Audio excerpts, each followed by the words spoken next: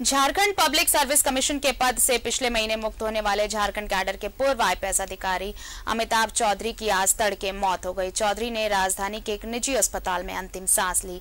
चिकित्सकों के अनुसार उन्हें दिल का दौरा पड़ा था। 62 साल के चौधरी को 2 साल पहले जेपीएससी का चेयरमैन नियुक्त किया गया था। इससे पहले Chaudhary Jharkhand State Cricket Association stadium के अध्यक्ष थे। 1985 आईआईटी खड़गपुर से इंजीनियरिंग करने के बाद उन्होंने यूपीएससी की परीक्षा पास की और बिहार कैडर और आईपीएस अधिकारी बने।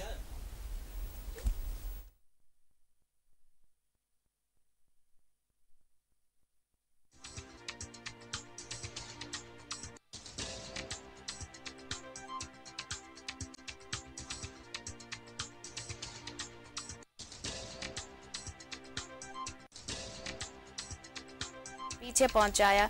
2000 में अलग झारखंड राज्य बनने के बाद उन्हें झारखंड कैडर मिला। उसके बाद 2002 में वो बीसीसीआई के मेंबर बने। उसके बाद 2005 में राज्य के तत्कालीन deputy chief minister Sudesh Kumar Mahto को हराकर झारखंड स्टेट क्रिकेट एसोसिएशन के अध्यक्ष बने। इसके बाद लगभग 4 साल तक 2005 से 2009 तक क्रिकेट टीम इंडिया के मैनेजर भी रहे। 2013 में उन्होंने नौकरी से वीआरएस ले लिया। 2014 में उन्होंने राजनीति में कदम रखा। बीजेपी से टिकट नहीं मिलने पर वो बाबूलाल मरांडी की तत्कालीन पार्टी जेवीएम से चुनाव लड़े थे, लेकिन हार गए।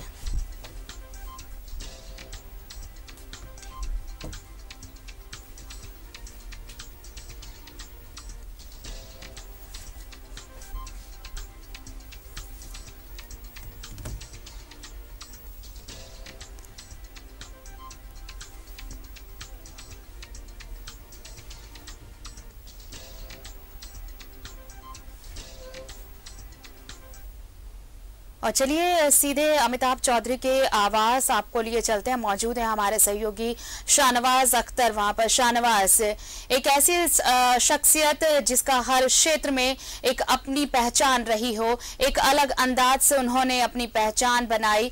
हर क्षेत्र, चाहे आप वो शासन की बात कर लें, राजनीति की बात कर लें, प्रशासन की बात कर लें, क्रिकेट की बात कर लें, हर जगह उन्होंने अपनी एक अलग पहचान बनाई है।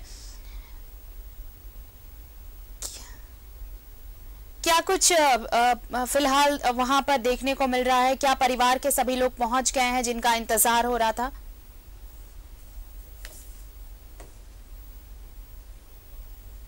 देखिए, अभी तो फर्स्ट हैंड इंफॉर्मेशन यही है कि उनका जो पार्थिव शरीर है, उनके जो आवास है उनका अशोक नगर में निर्मल भवन, वहाँ पर पहुँच गया है।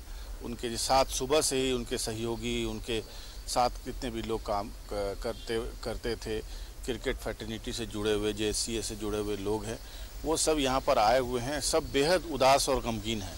यहाँ तक कि किसी से प्रतिक्रिया लेने की भी कोशिश करें तो वो भावुक हो जाता है। ऐसा एक रिश्ता था उनके और उनके अपने लोगों के दरमियान। बहुत सारे हमने ऑर्गेनाइजेशंस देखे हैं, बहुत सारी ऐसी संस्थाएं देखी हैं जिसका अध्यक्ष होता है, उपाध्यक्ष होता है, पैटर्न होता है और वो बनता है तो उसके साथ डिफरेंसेस भी होते हैं। लेकिन एक अजीब शख्सियत इनकी थी कि इनके साथ काम करने वाले जितने भी लोग थे वो निर्विवाद रूप से इनको अपना अभिभावक मानते थे। और उनकी अचीवमेंट तो ऐसी थी कि क्रिकेट को झारखंड में अगर किसी ने एक तरह से रिवाइव किया, क्योंकि जो अविभाजित बिहार में आप जानते हैं कि बिहार में आज तक क्रिकेट अपना पैर नहीं जमा पाया है। बिहार में आज तक वहाँ क्रिकेट और एसोसिएशन का झगड़ा ही चल रहा है। लेकिन यहाँ पर इस झगड़े को ख़त्म करके बाकायदा कीनन स्टेडियम से अपना नाता तोड़वा करके रांची में एक नया स्टेडियम स्थापित करना और फिर उसमें मैच करवाना, एक्टिविटीज़ करवाना, ये सब चीज़ें अमिताभ चौधरी की पर्सनालिटी की खासियत थी। मुझे अच्छी तरह याद है 28 अक्टूबर 2020 को मैंने जब जेपीएससी के वो चेयरमैन बने थे तो उनका एक इंटरव्यू साक्षात्कार किया था और वो मेरा और उनसे आखिरी साक्षात्कार था। उसके बाद उन्होंने कोई साक्षात्कार दिया नहीं।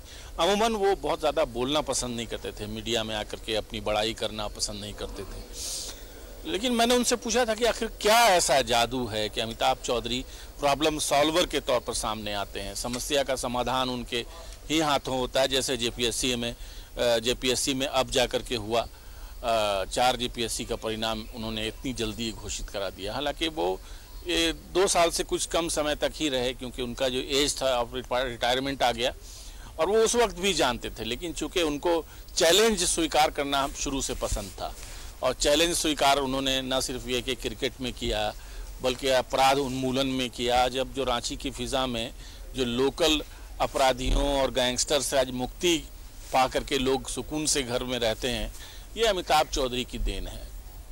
अमिताभ चौधरी की देन है। मैं ये बोल रहा हूँ तो आप अगर जो 10 साल 15 साल का पुराना का रांची था और यहाँ के जो कुख्यात लोग थे वो किस तरह से उत्पात बचाते थे, क्या क्या नहीं करते थे, ये आप 10 साल पहले के जितने भी लोग हैं उनसे आप पूछ सकते हैं। आपको अंदाज़ा हो जाएगा कि ये काम इतना आसान नहीं था कि रांची को अपराधियों से मुक्त कराना।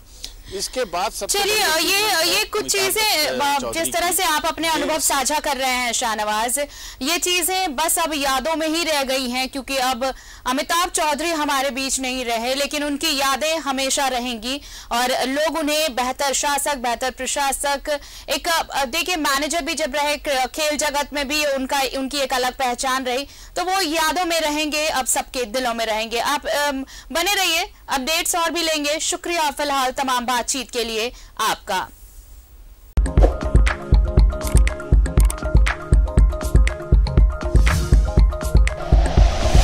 Like and share videos, subscribe करें हमारा चैनल और प्रेस करें बेल आइकॉन। न्यूज़ 11 भारत, सच है तो दिखेगा।